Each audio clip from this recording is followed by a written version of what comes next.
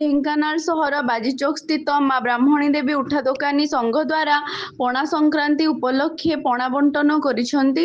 ସଂଘର ଯୁବକମାନେ ପ୍ରତିବର୍ଷ ଭଳି ଏ ବର୍ଷ ଭକ୍ତମାନଙ୍କୁ ପଣା ବଣ୍ଟନ କରିଛନ୍ତି।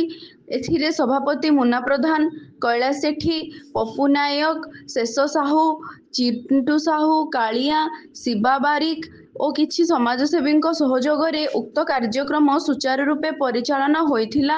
ଏହିଭଳି ପ୍ରତିବର୍ଷ ପଣା ବଣ୍ଟନ କରାଯିବ ବୋଲି ସଭାପତି କହିଛନ୍ତି। ମୁନା ପ୍ରଧାନ, ମୁଁ ବାଜିଚୌକରେ ଅନୁଷ୍ଠାନ ଦେଇକି ଗୋଟେ ଦେଉଛି। ଆମର ପ୍ରତିବର୍ଷ ଦିଆଯାଉଛି କ'ଣ ଆମର ଦେଉଛି ଗୋଟେ ପଣା ସଂକ୍ରାନ୍ତି ଦିଆଯାଉଛି।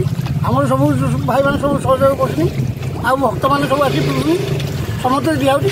ଆଉ ତଥାପି ଆମ ନଡ଼ିଆ ପଡ଼ୁଛି, ଅଙ୍କୁର ପଡ଼ୁଛି, ସେଉ ପଡ଼ୁଛି, ତଥାପି ବିଭିନ୍ନ କଦଳୀ ଫଦଳୀ ସବୁ ପଡ଼ୁଛି, କଦଳୀ ଫଦଳୀ ସବୁ ଦହି ଫହି ସବୁ ପଡ଼ୁଛି। ସବୁ ପଡ଼ିକି ଆମର ଘାଣ୍ଟ କରିକି ବରଫ ଫରଫ ପଡ଼ୁଛି। ସବୁ ବରଫ ପଡ଼ିଲା ପରେ ବି ସବୁ ଆମ ଘାଣ୍ଟା ଘୁଣ୍ଟ ହେଇକିରି ଗୋଟେ ଭକ୍ତମାନଙ୍କୁ ଆମେ ସବୁ ବର୍ଷ ଦେଇଯାଉଛୁ। ଆଉ ସବୁ ବର୍ଷ ବି ଦେଇପାରିବୁ।